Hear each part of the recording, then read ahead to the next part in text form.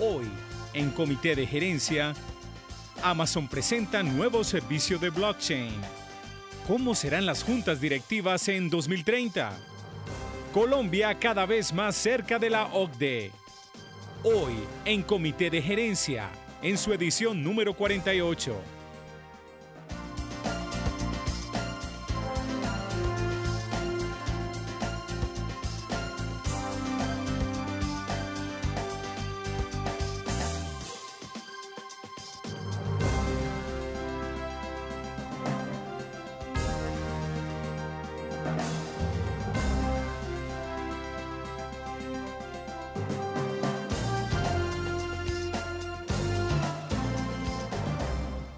Hola, bienvenido a Comité de Gerencia del canal Cosmovisión, el programa de los negocios, donde hablamos de empresas, de nuevas tecnologías, de las tendencias de consumo, donde brindamos información útil que ayuda a crecer su negocio. Tienen que ver este programa porque siempre estamos presentando lo que ocurre con tecnologías y con avances que muy pronto serán parte inherente de los negocios. Por ejemplo, la noticia reciente que tiene Amazon. Así es, pues Amazon Services, Amazon Web Services, que es un servicio para empresas que está en la nube, en los servidores de Amazon y que se han visto muchas empresas beneficiadas por este tipo de servicio, también está implementando tecnología blockchain y ya es un nuevo servicio en el que las personas van a poder implementar temas blockchain con la plataforma blockchain, pero en un futuro no muy lejano va a poder hacerlo sin necesidad de saber programar, por ejemplo, temas blockchain. Me explico. Esto lo llaman blockchain as a service. Aquí hay un símil que aparece, blockchain como servicio.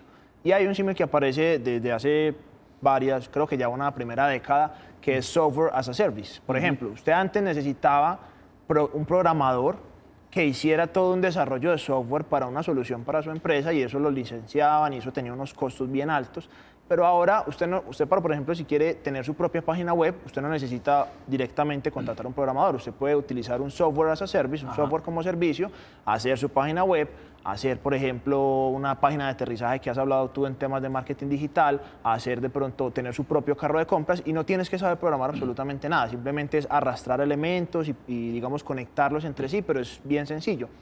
En este caso, lo que se pretende más adelante es que blockchain se vuelva de la misma forma, que yo no necesite saber programar en temas blockchain, sino que simplemente yo pueda utilizar ya unos servicios predeterminados y poder hacer uso de esta tecnología provechosa sin necesidad de entrar directamente al código a programar.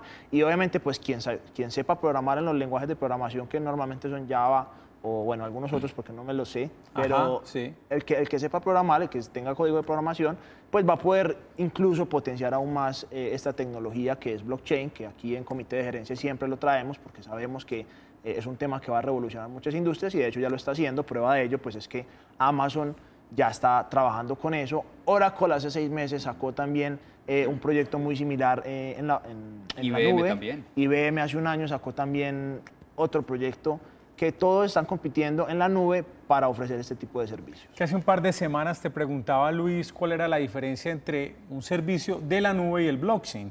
Y nos explicaste, obviamente, que hay una trazabilidad en todo el tema de cadena de bloques o de blockchain, donde todo está integrado, donde es imposible dañar, corromper algún tipo de archivo porque todo está ligado en varios servidores. Es muy público. Es muy público. Es bueno y es malo incluso. Sí. Porque, bueno, dale. No, dale. Adelante. Es bueno y es malo sí. Incluso porque hay una nueva que se llama, por ejemplo, si usted programa en Ethereum, que es una criptomoneda que tiene la capacidad de utilizar contratos inteligentes, hay una nueva que se llama Hyperloop. Y esta permite tener privacidad porque, por ejemplo, supongamos que yo quiero hacer un negocio con Santiago, con Juan Hurtado, y de pronto le quiero dar un descuento especial a Juan Hurtado y lo quiero hacer por blockchain porque tenemos la tecnología y demás, entonces para garantizar la información, pero resulta que a mí no me conviene que el descuento que yo le dé a Juan Hurtado lo sepa todo el mundo o todos mis proveedores.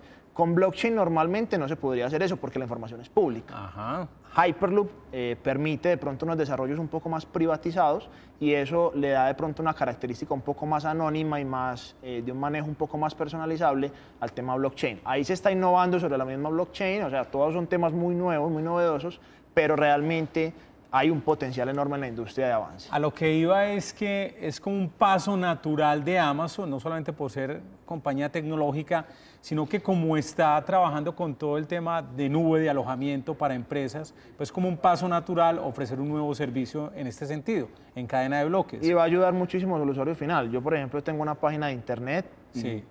tengo todo, o sea, tengo un sistema de miembros, le manda correos automáticos, cobra, tiene alojamiento de video, bueno, una cantidad de temas educativos, pero yo no programé nada, todo es arrastrado. Claro, y bueno, y si fueras a pasar, si fueras a apoyarte en tecnología de cadena de bloques, ¿cómo la aplicarías a ese ecosistema que acabas de mencionar? Pues seguramente tendría la capacidad de mostrarle, por ejemplo, podría ser de pronto un sistema distribuido de porcentajes y de ranking entre los estudiantes. Sí. Pues ahí, eso es lo que se me acaba de ocurrir porque no me Sí. habían preguntado nunca eso. Sí. Pero podría ser un ranking entre los diferentes estudiantes y que todos vieran entre sí cómo van compitiendo y avanzando en las lecciones o algo por el estilo, basado en blockchain. Claro. O de pronto otras cosas que no se me ocurren, pero seguramente sí. Pero lo que abre Amazon aquí es una gran posibilidad para que empresas que no han sido muy orientadas a la tecnología empiecen a trabajar con algo que les va a facilitar la vida en un futuro. Totalmente. Algo interesante, Santiago, es que el director Carlos Escapa de Amazon Web Service estuvo en nuestra ciudad, Medellín,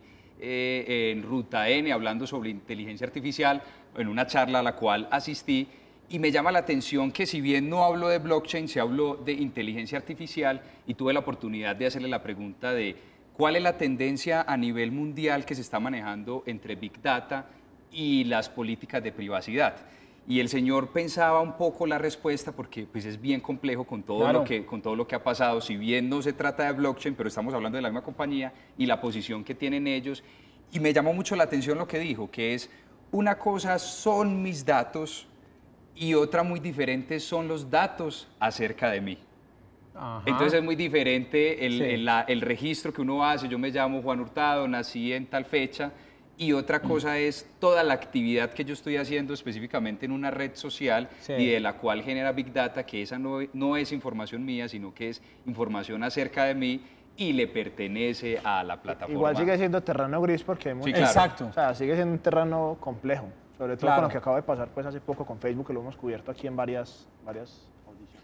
Colombia sigue avanzando, sigue haciendo méritos para pertenecer a la OCDE, la Organización para la Cooperación y el Desarrollo Económicos, una especie de club de países con muy buenas prácticas económicas. Lo reciente es que este organismo notificó a Colombia, específicamente al Ministerio de Trabajo, por su aprobación en el Comité de Trabajo. Los temas que aprobaron y que estaban en debate para poder pertenecer a este organismo son informalidad y subcontratación, cumplimiento de normas laborales, negociación colectiva y violencia contra sindicalismos. Estos tuvieron una aprobación por parte de este comité y aprovecha la ministra de Trabajo para dar los resultados de que en el último periodo presidencial se agregaron 3.2 millones de empleos, 7 de cada 10 trabajadores en Colombia son formales y que si bien en las 13 principales ciudades del país hay un alto grado de informalidad, la tasa de formalidad es de 50.6%. ¿Qué es lo que pasa ahora? Ya Colombia superó 22 de los 23 comités que se requieren para poder ingresar a 21 de 23. Son 22, ya con este serían 22, solamente le falta uno y ¿Qué ese es el de comercio. Muy bien. Entonces faltaría para poder ingresar oficialmente, le faltaría el de comercio, la aprobación por parte de la Asamblea General de la OCDE y un tercer paso, el más fácil, la ratificación por parte del Congreso de Colombia. En otras noticias importantes, aquí en Comité de Gerencia hablamos de temas, industrias potenciales y entre ellas está la industria del cannabis medicinal. Resulta que actualmente hay 68 licencias para el cultivo de marihuana y 106 en trámite. ¿Qué quiere decir esto?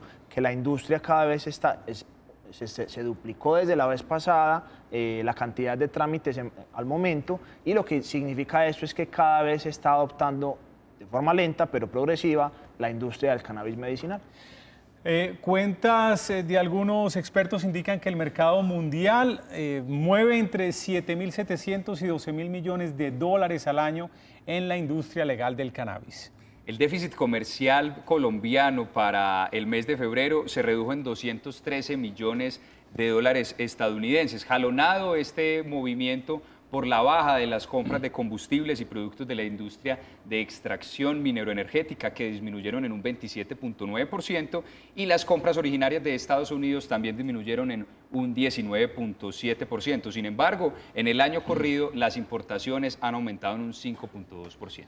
Uno de los errores más comunes a la hora de escribir el copy para una página web es que las marcas piensan primero en ellas, segundo en ellas y tercero en ellas. Es decir, no piensan en el público objetivo al cual le quieren llegar.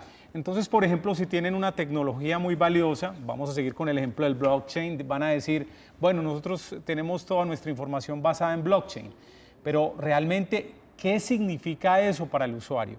¿Por qué es importante estar basado en una tecnología? Para llevarlo a otro plano, también hablan de, tenemos certificación 8000 de calidad y certificación 9000 de calidad. Pero realmente, ¿qué significa eso como beneficio para un usuario? Entonces, la recomendación es tratar de escribir con el usuario en mente para mostrarle el beneficio, lo que la marca está haciendo por él. Y una manera de lograrlo muy sencilla es preguntándose, cuando usted le diga a alguien, mire, es que tenemos una certificación 17.000 en trato con los proveedores, y alguien le va a decir, ¿y qué? O sea, ¿y eso para qué me sirve a mí?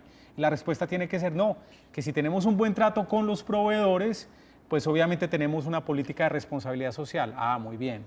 Pero ¿y qué? ¿Para qué me sirve esa responsabilidad social? Pues que pagamos muy rápido, que manejamos una comunicación fluida y que al final eso le sirve a usted como cliente porque nuestros proveedores nos entregan más rápido el insumo y usted también va a recibir más rápido su mercancía. Es decir, siempre preguntar el y qué de cada funcionalidad para convertirla finalmente en beneficio. Quiero recomendarle nuestro servicio de consultoría en marketing digital. Puede encontrarla en www.milpalabras.com.co/consultoría. Ya regresamos con más información a Comité de Gerencia.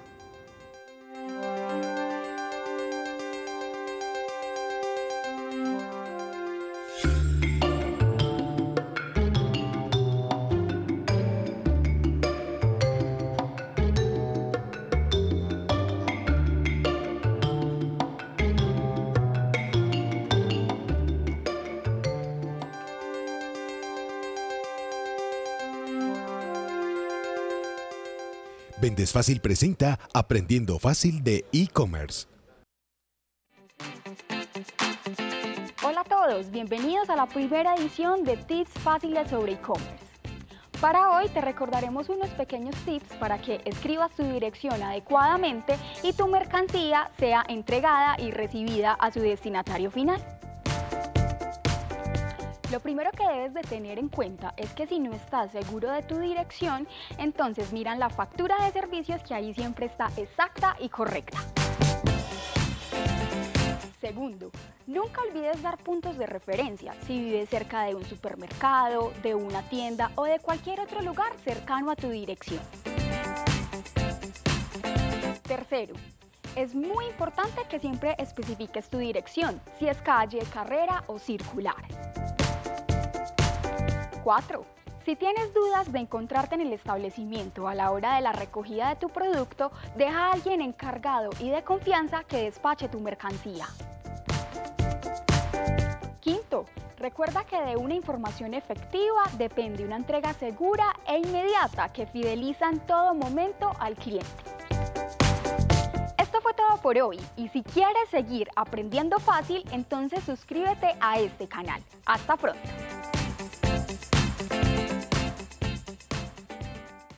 Vendes Fácil presentó Aprendiendo Fácil de e-commerce.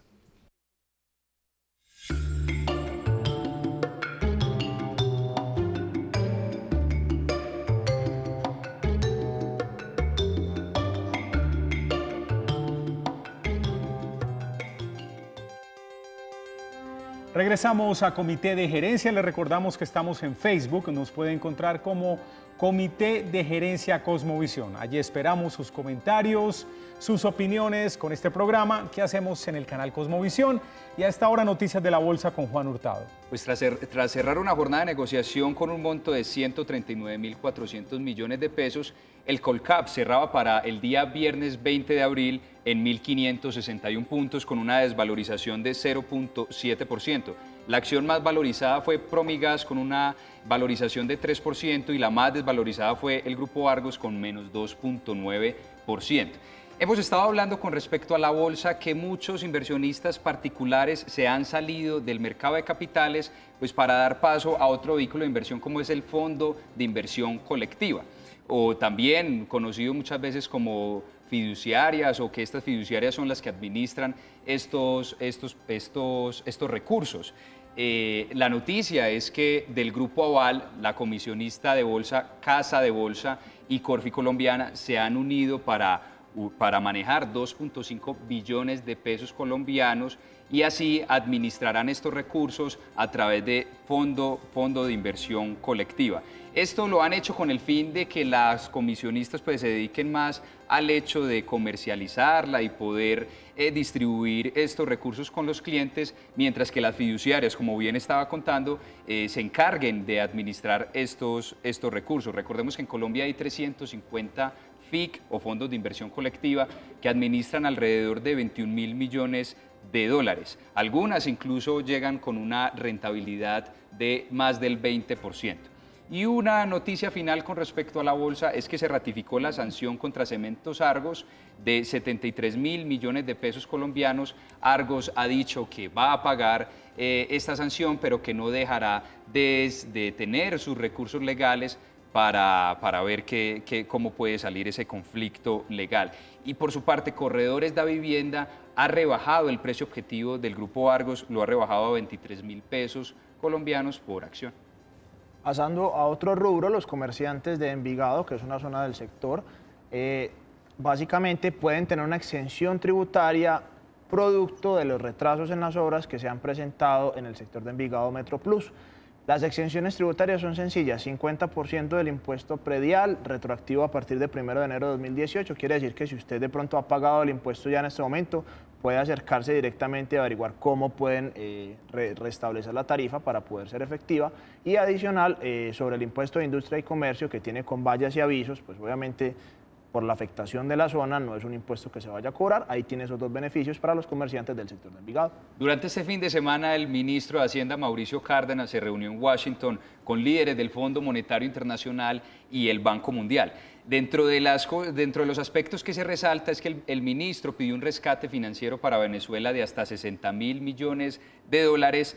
También defendió la adaptación que ha tenido el país frente al choque petrolero y finalmente sigue reunido con inversionistas del JP Morgan y economistas a nivel mundial. Hay una empresa que se llama Governance Consultants. Uno de sus socios, quien es Andrés Bernal, escribió un artículo muy interesante en el portal dinero.com contando cómo sería, haciendo una hipótesis de cómo sería la junta directiva en 2030. Luis Restrepo nos presenta el informe. Los avances tecnológicos siempre son bienvenidos en este programa y entre ellos están las juntas directivas. Normalmente las juntas directivas de forma tradicional pues se llevan en presenciales, de pronto si están en diferentes lugares se desplazan cada uno de ellos a estar en esta junta directiva. Normalmente requieren informes que hay que preparar, presentaciones de PowerPoint, informes de Excel, archivos en papel, y esto obviamente genera alguna parte de improductividad dentro de estas reuniones, porque muchas veces es mientras llega mientras llega aquel otra persona. Y bueno, en el 2030, evidentemente, pues esto es una proyección, pero es muy factible que se empiece a dar las reuniones virtuales, es decir, que cada persona se conecte remotamente. Ya hay varios centros acondicionados para este fin de poder reunirse virtualmente. Otra de las opciones que mencionan en este informe, en este artículo, es poder hacer una retroalimentación en vivo y en directo de la información. Por ejemplo, en estos días que estábamos trabajando sobre el tema del Internet de las Cosas, que creo que lo había traído Juliana, hablando de cómo se comunican los elementos de la empresa. Si uno pudiera tener ya la información en vivo y en directo para la empresa, pues se podía dar retroalimentación de lo que está pasando de pronto en una zona de producción o en una zona de servicio, en vivo y en directo. Otra es más datos, menos opiniones. Muchas veces decisiones empresariales y gerenciales se toman de una forma de pronto de conocimiento, claro está, del gerente o de la persona que esté a cargo del directivo, pero pueden ser opiniones y muchas veces no necesariamente estén soportadas en datos. con Big Data, con toda la información que está disponible al alcance de las empresas en este momento y en un futuro seguramente, pues podrán ser mucho más tiempo hablando sobre esos datos y cómo reaccionar frente a ellos, y no necesariamente, bueno, yo pienso que, sino que simplemente es, estos son los datos, esta es la información, ¿qué vamos a realizar? Otro punto importante es reuniones destinadas a discutir y no tanto a escuchar, es decir, basándonos nuevamente en el tema de los datos, yo puedo entrar a revisar los datos y a tomar acción directamente, en vivo y en directo, sobre qué es lo que vamos a hacer sobre esa información, y no necesariamente entrar a explicar y entrar de dónde se recolectó la información y cuánto tiempo se demoraron levantando esa información, y eso evidentemente va a generar también cambios, por ejemplo, en la parte gerencial, porque los gerentes van a estar mucho más enfocados a la información y no tanto a prepararla. Sí, muy bien. Y los algo que falta acá, Luis, es el curador de datos. Me llama la atención mucho, es tanta información que nos va a entregar el Big Data, pero realmente un gerente tiene que tener la capacidad de decir, bueno, hoy vamos a estudiar estos 4 índices específicos o estos 4 elementos de información y vamos a discutir y a decidir sobre ellos. Y una anotación muy interesante que hacía este economista en este artículo es que a través de la virtualidad, pues las empresas colombianas, si bien que ya son multilatinas, pero van a tener mucho la oportunidad de poder tener asesores de diferentes partes del mundo. Pero anotaba una palabra clave y era humildad. Humildad que deberían tener las juntas directivas para poder aceptar a un consultor externo de otra parte, pues a tomar decisiones o por lo menos asesorar a estas juntas directivas. Y también interesante, que es el tema que maneja tanto Luis, es el tema del blockchain, cómo se hace un registro de las juntas sin el riesgo que vayan a violar los documentos o las actas de esas juntas, sino que el blockchain va manejando la continuidad de las reuniones. Y hasta bien interesante, porque podría uno tener de pronto en su propia empresa las responsabilidades, los tiempos, claro, las acciones a ejecutar disponibles para todo el equipo, para todas las personas, porque incluso yo hace unos años, no voy a mencionar la empresa en la que estaba trabajando pues en una junta directiva, pero yo era practicante, y lo que sucedió era que no se cumplieron algunas metas y empezaron, no, pero es que eso era responsabilidad de este, no, pero es que eso era responsabilidad de aquel otro. Y empezaban como a tirarse la responsabilidad entre ellos, y eso precisamente pues podría incluso beneficiar en temas de blockchain para facilitar el trabajo en equipo. En un momento más, información útil que ayuda a crecer su negocio aquí en Comité de Gerencia. Nuestra invitada es Margarita Medina, hablaremos con ella de estrés laboral, cómo prevenirlo, cómo manejarlo. En un momento estamos con ustedes.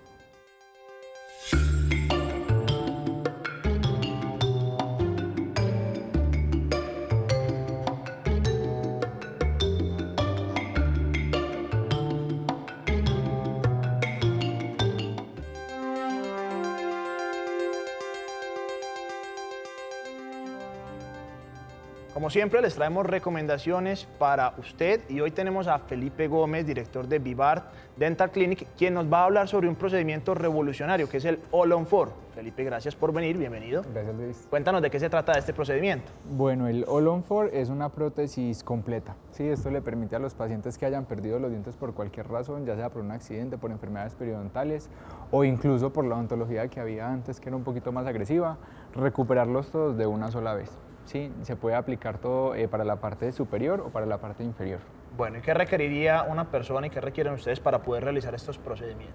Bueno, este procedimiento es necesario realizarlo sobre 4 implantes dentales. Sí, acá se alcanzan a ver, son 4 pernitos, así lo conoce también la gente, que van directamente en el hueso.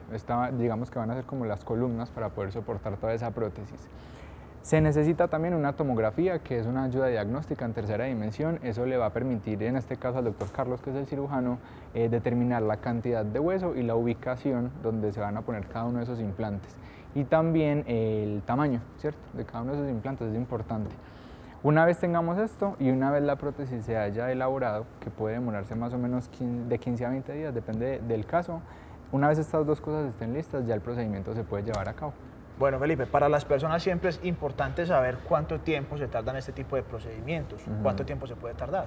Bueno, teniendo en cuenta estas 2 cosas que te acabo de explicar ya listas, el procedimiento se lleva a cabo de 5 a 6 horas. Ya una vez el paciente entra a cirugía, más o menos a las 7 de la mañana, y a las 3 de la tarde, 2 de la tarde, ya puede estar saliendo con sus dientes completamente listos. Bueno, ¿qué cuidados hay que tener para este tipo de procedimientos? Bueno, como Cuando uno tiene sus dientes naturales hay que asistir pues a unos controles que pueden ser semestrales o anuales, lo mismo con este tratamiento.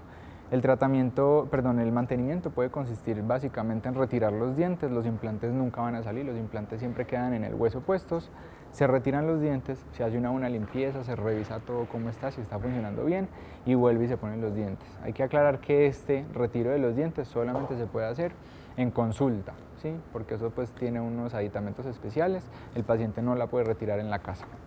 Para finalizar, Felipe, ¿cuáles son los resultados que puede esperar un paciente con este procedimiento? Bueno, además de la estética, claro, la comodidad también, porque estamos hablando de una prótesis que, a diferencia de las convencionales o de las cajitas de dientes, no traen paladar, ¿sí? Entonces eso ya para el paciente representa pues una gran ganancia en cuanto a la comodidad.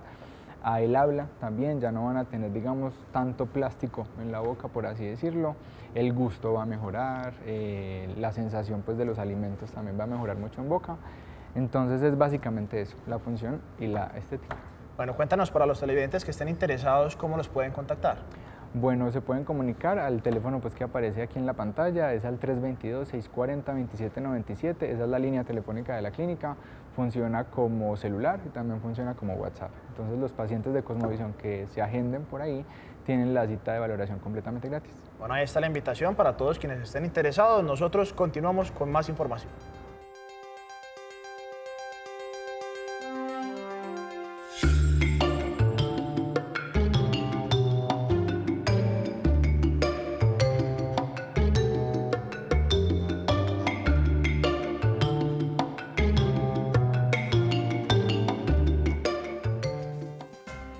Regresamos a Comité de Gerencia con información de negocios, emprendimiento, empresas, tecnología, innovación.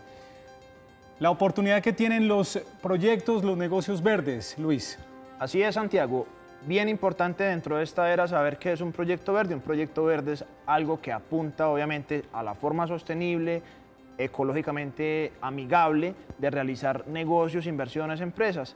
En este caso, esto es una tendencia que se ha venido viendo en toda la industria a nivel internacional con el cambio climático y todas estas afectaciones que se realizan al medio ambiente, y para eso entonces el BNP Paribas, que es uno de los bancos europeos, está diciendo que va a dejar de financiar proyectos que tengan que ver con tabaco, con la industria tabacalera, con la industria minera, con la industria de seguridad, incluso por el tema posiblemente armamentista, y lo que va a hacer es que va a realizar unos incentivos importantes para todos los proyectos que se quieran presentar y que tengan un impacto ecológico, que tengan un impacto ambiental, que sean sostenibles y lógicamente pues que no estén relacionados con esta industria. Esta iniciativa ya se suma a otras iniciativas que se han realizado en diferentes lugares de financiación, como lo pueden ser los bancos y fondos, y precisamente lo que apunta es a incentivar los proyectos sostenibles, que ya lo hemos dicho 3 veces en esta nota, pero la idea es poder incentivar y dar un incentivo económico a todas aquellas personas que estén intentando, buscando o ya realizando proyectos sostenibles, ecológicos, por ejemplo el mercado de los bonos, que lo hemos hablado aquí en Comité de Gerencia, de los bonos verdes, que son bonos que se dan para proyectos ecológicos, proyectos de eficiencia energética, proyectos de fuentes alternativas de energía, que permitan que el desarrollo sea sostenible y amigable con la ecología. Y se une a lo que dijo el Banco Mundial en diciembre, que no financiará para el 2020-2021 a los países que quieran prestar para la explotación mineroenergética. Lo que es un gran golpe de opinión, es decir, no vamos a trabajar con armamento, con extracción de petróleo no convencional, lo que estabas mencionando, o sea, renunciar a ese tipo de industrias que generan tanto dinero, que necesitan tanto capital para trabajar. Posiblemente sean nuevas financiaciones, seguramente las que ya tienen cabida claro, dentro de la industria van a respetar esas condiciones, pero precisamente es para incentivar a las nuevas tecnologías. ¿Qué es Thomson Reuters y qué tiene que ver con el agro colombiano, Juan? Pues esta es una muy buena noticia para el agro colombiano, porque Thomson Reuters, que es una plataforma internacional de información, es muy bueno en finanzas, en negocios, pues a nivel internacional es un punto bien importante de referencia, ha hecho un acuerdo con la Bolsa Mercantil Colombiana para que más de 50 productos del agro, pues los precios de estos productos estén reflejados en esta plataforma. Los productos que se encontrarán será ganado, arroz, azúcar, aceite de palma, cereales, grasas y entre otros hasta completar la lista de 56 productos. Esta noticia la ha dado a conocer Rafael Mejía, el presidente de esta bolsa mercantil colombiana, y dice que esta estrategia se une a la línea que venían haciendo de transparencia y de objetividad para darle información a los empresarios, sobre todo del agro, para que tomen mejores decisiones. Nuestra invitada de hoy es Margarita García. Ella es médica especialista de la Universidad del CES, es especialista en mindfulness, también en estrés laboral, manejo, cuidados de estrés laboral, una enfermedad que yo diría que llegó de un momento a otro, Margarita. Te voy a decir por qué. No se me olvida, hay momentos que ves algo y se te queda para toda la vida. Una vez viendo un noticiero de la noche, cuando apenas había 2 canales de televisión en la televisión colombiana, estamos hablando de los 80, 1982, no se me olvida la noticia del noticiero de las 7, creo que se llamaba, con Juan Guillermo Ríos, y decía, ha llegado una nueva enfermedad en las empresas y mucha gente la sufre por mucha preocupación y se llama el estrés. Y uno se imagina que el estrés ha existido toda la vida, de pronto con otros nombres, pero técnicamente es una enfermedad moderna por las presiones, ¿o no, Margarita? Bueno, muchas gracias por invitarme al programa. Realmente toda la vida, desde nuestros antepasados, hemos vivido con estrés. El estrés ha sido una reacción de supervivencia de los seres humanos frente a las situaciones difíciles que se vivían hace muchos años, ¿cierto? Ante la aparición del tigre, los cavernícolas tenían que empezar a enfrentarse a esas situaciones. Sí. Entonces, es parte de la vida tener estrés. El problema no es el estrés, sino cuando ya ese estrés pasa de ser una reacción fisiológica o algo que es simplemente en algún momento y el organismo vuelve a tener su equilibrio, a pasar a un estrés crónico que se genera todo el tiempo y estamos en una situación como con un bombillo prendido, en una situación de alarma todo el tiempo, en la cual puede llegar a desencadenar algo que se llama el síndrome de burnout o el quemado profesional. Y es cuando ya el estrés llega a un punto que nos enferma, que nos genera esa falta de compromiso con el trabajo, que nos genera insatisfacción y nos impide realizar bien el trabajo, hay menor productividad y hay dificultades en las relaciones humanas. Lo que diría uno con lo que acabas de contar del caso de los cavernícolas es verdad. El cavernícola reaccionaría como defendiéndose del tigre o corriendo o encerrándose, pero es como una decisión que toma inmediatamente por ese instinto de supervivencia. Pero una persona, su instinto de supervivencia es cuidar el trabajo. Es decir, cuando alguien tiene estrés, dice, no, pero yo cómo me voy a quejar, van a decir que soy débil, me quejo y ya me cogen más pereza o me ponen más trabajo. Entonces, ¿cómo manejar este estrés? ¿Cómo un colaborador puede manejar el estrés en una empresa para que no termine afectando su desempeño? A ver, entendamos primero qué es el estrés. El estrés es ese resultado de las demandas que son mucho más altas en el individuo o en el trabajador que los recursos propios que tiene para enfrentar esas demandas. Entonces, cuando esas demandas sobrepasan los recursos, llega un momento en que se genera en todo el organismo una cantidad de reacciones que nos enferman, porque entonces se empieza a generar un aumento de la frecuencia cardíaca, un aumento de la respiración, hay una cantidad de hormonas y neurotransmisores, el cortisol y sustancias que se empiezan a generar a nivel cerebral y eso hace que estemos en esa situación de alerta. Obviamente, en este momento somos una de las sociedades en las cuales más inatención hay. Y quizás por tratar de rendir o por las presiones que hay en el entorno, por las expectativas que tenemos, por las presiones del entorno, esto hace que cada vez, no desde afuera, sino también nosotros mismos nos pongamos más presión, haciendo que muchas veces no seamos capaces de cumplir con esas expectativas. Y lo que desencadenamos es una multitarea. Entonces, debido a esa multitarea, es cuando empezamos a generar una carga que no podemos controlar. ¿Qué es la multitarea? Y eso nos pasa a todos y más en esta era de tecnología, en la cual estamos leyendo un correo, a la vez estamos comiendo, a la vez estamos hablando por celular y creemos que en esa multitarea pues vamos a lograr hacer todo lo que podamos hacer de la mejor manera. Pero al contrario, hay muchas investigaciones en Harvard y en ciertas universidades y en Stanford en las que se ha visto que solamente un 2% de la población puede ser eficiente con la multitarea. Es decir, ¿qué es la multitarea?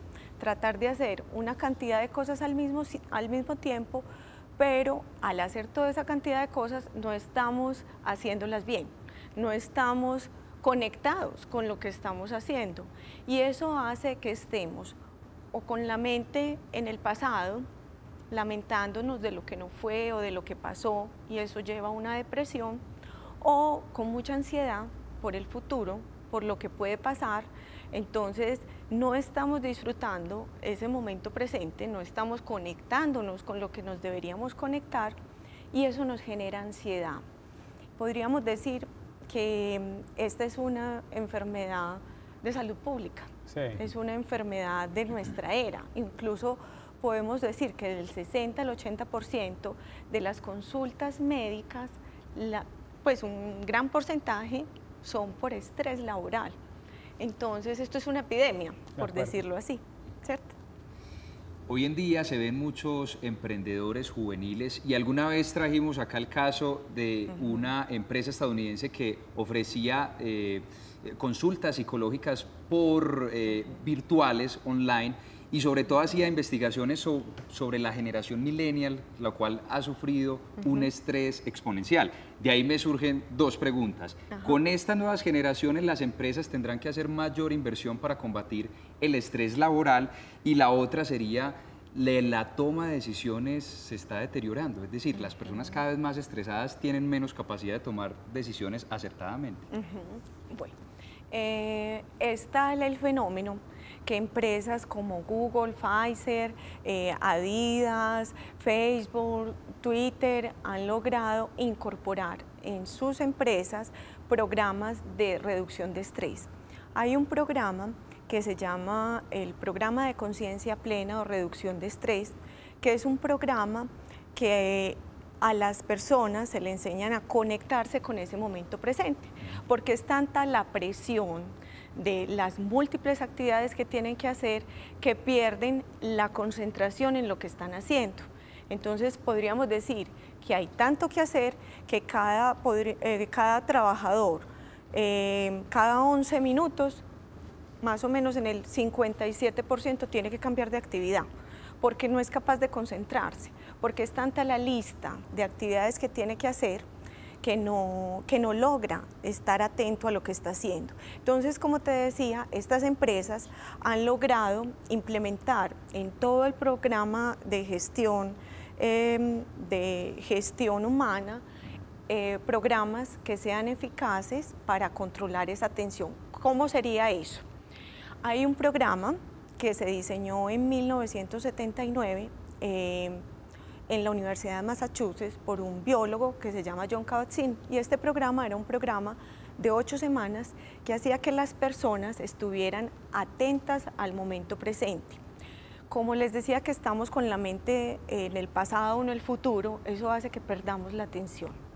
Cuando nos conectamos en el presente somos más productivos y es como traer eso que era de esa tradición oriental a Occidente, pero ya con una evidencia clínica. Ya se han visto cambios a nivel cerebral, cambios en la corteza prefrontal, que es donde están toda esa área de concentración, mejorar las relaciones humanas, empatía y de regulación emocional, porque cuando estamos estresados, pues obviamente no queremos que nadie nos hable, se generan mayores conflictos a nivel laboral, mayor índices de ansiedad y depresión. Entonces, ¿qué se hace este programa? La idea es conectarnos con el momento presente.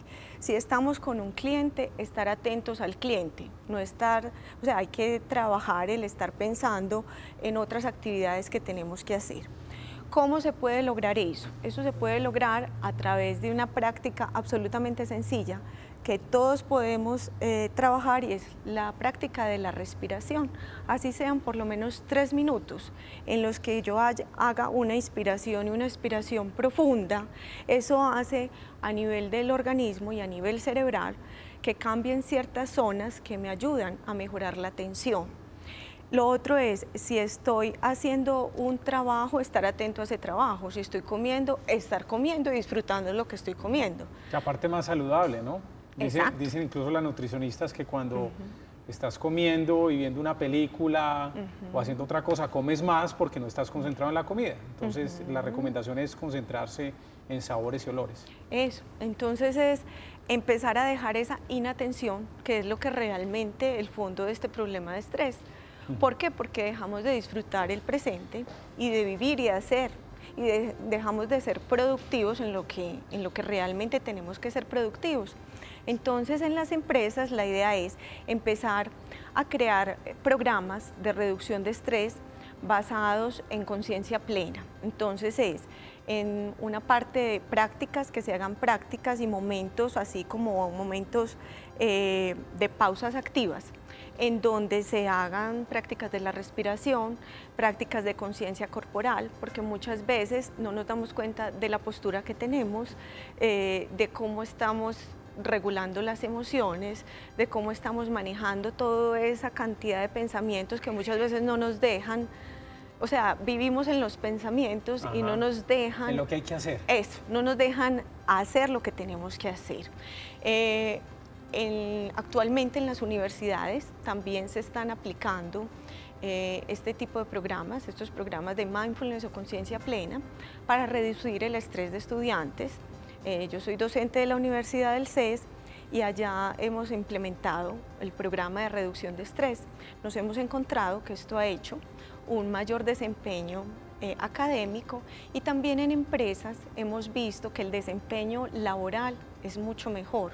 O sea, bajan los índices de desatención, baja todas estas grandes incapacidades, que podríamos decir que ese es un problema de ausentismo laboral importante, porque si toda la organización empieza a ser consciente que es importante la salud mental y estar atentos a lo que estamos haciendo, pues obviamente pues a largo plazo vamos a tener mayor productividad, vamos a tener personas más contentas, con amor al trabajo, ¿cierto?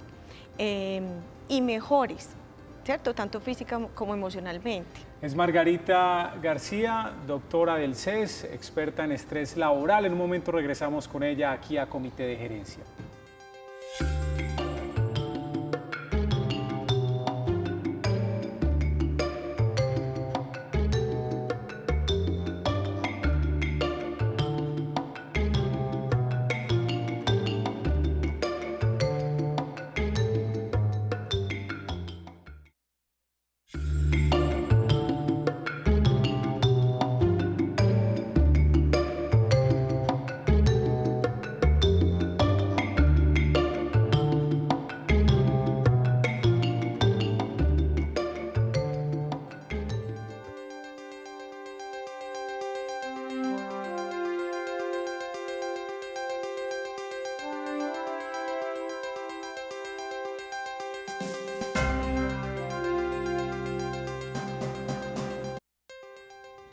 Una manera de interactuar con Comité de Gerencia es participando en Twitter. Estamos como Comité Gerencia.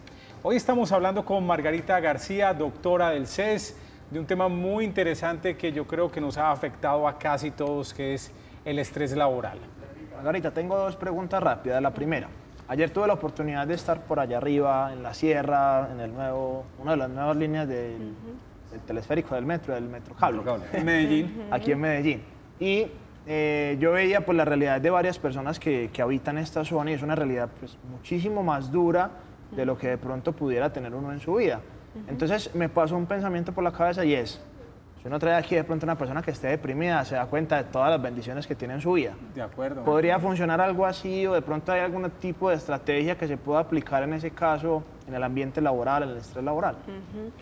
Bueno, Frente al estrés laboral, la capacidad de resiliencia, que es para ti puede ser muy estresante vivir en una situación económica difícil, para otros puede ser estresante manejar una cantidad de trabajadores, para otros puede ser estresante manejar el taxi en la ciudad, ¿cierto? O sea, para todos hay una situación estresante. Lo que te decía ahora es, bueno, ¿cómo hacer entonces? Pues porque esto suena muy bonito, pero ¿cómo implementarlo? Esta es una práctica que se puede implementar en cualquier parte, porque lo único que necesitas es aprender a ser consciente de lo que piensas, de lo que sientes y de lo que estás haciendo. O sea, que haya esa coherencia. Cuando yo tengo esa coherencia de qué es lo que quiero en mi empresa, ¿cierto? Y cuáles son esas expectativas de la empresa, pues si yo quiero una mayor productividad, tengo que empezar por prevenir, ¿cierto? Y por trabajar en salud mental y en salud física. Entonces tengo que tener una conciencia plena de realmente cuáles son esas expectativas, ¿sí? Si las expectativas son simplemente productividad, pero nos olvidamos del ser humano, pues obviamente puede que a corto plazo esto sea muy bueno, pero a largo plazo se nos van a enfermar todos los trabajadores, ¿cierto? Entonces el costo-beneficio pues no va a ser el mejor. Eso va a generar que obviamente las personas no tengan tanto compromiso por trabajar, no tengan compromiso pues por desempeñarse bien en el trabajo. Entonces es simplemente conectarnos con lo que sentimos, con el momento presente, con lo que estamos haciendo en el trabajo, ¿sí? Con generar una sensibilización en la empresa, en que es importante tener estos momentos de pausas. Ojalá todas las empresas, ¿cierto?, tuviéramos espacios donde las personas se conecten un ratico con ellos, por lo menos hagan unas prácticas de 3 respiraciones profundas, no tienes que hacer más. Y si eso se practica todos los días, 20 minutos, ya está comprobado que hay cambios a nivel cerebral, que hay cambios por resonancia magnética y va a generar mayor empatía, mayor concentración. Una última pregunta, Juan. Margarita, pensando en esta sensibilización desde las empresas y desde el empresario, aparte de generar estos espacios de meditación, ¿qué más se puede complementar como para ofrecer un paquete completo a sus empleados?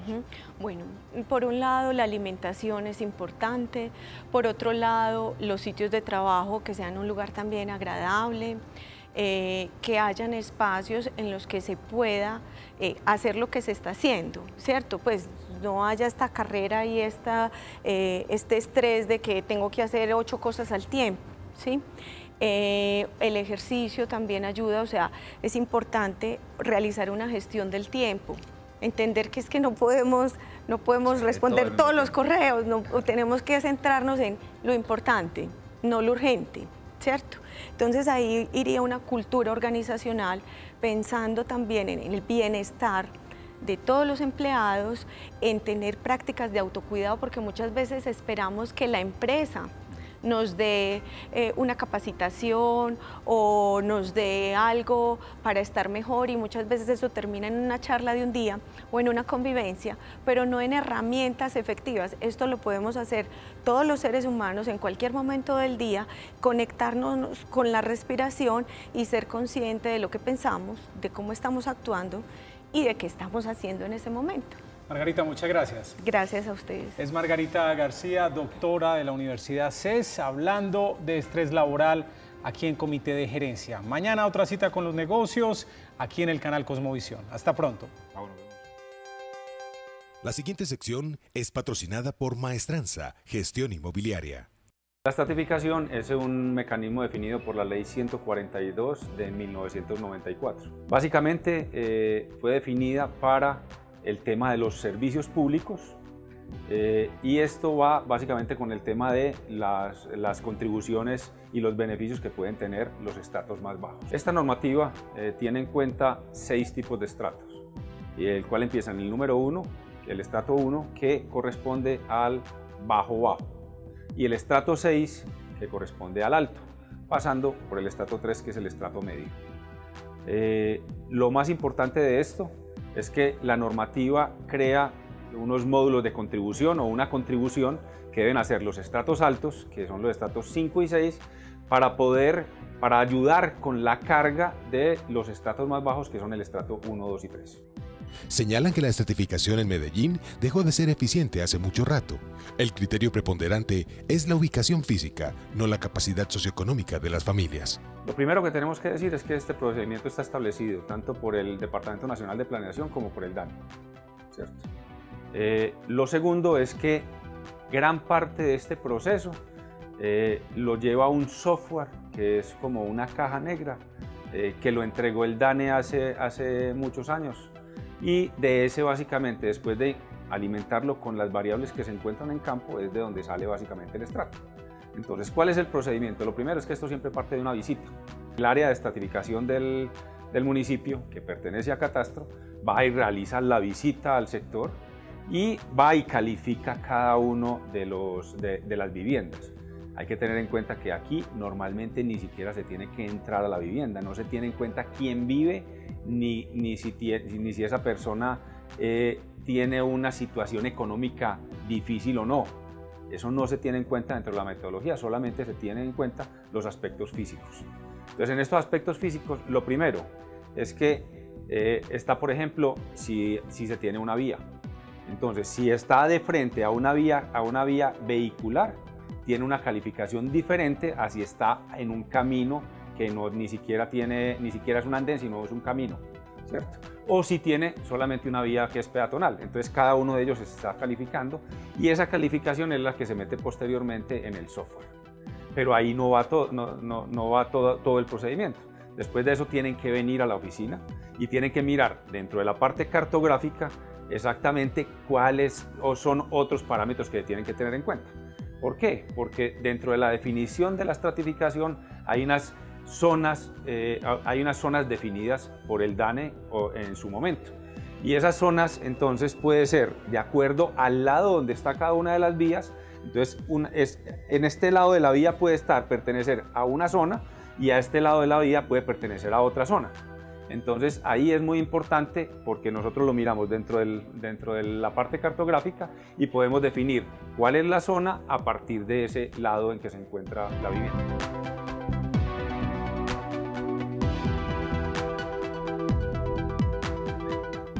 Entonces hacia este lado es una vía, hacia este lado es una zona y hacia este lado es otra. Tenemos que tener en cuenta otra cosa y es que todo este procedimiento tiene unos revisores y tiene una revisión de calidad posterior para poder que no se tengan ningún tipo de dificultades o ningún tipo de errores dentro del proceso. La anterior sección fue patrocinada por Maestranza, Gestión Inmobiliaria.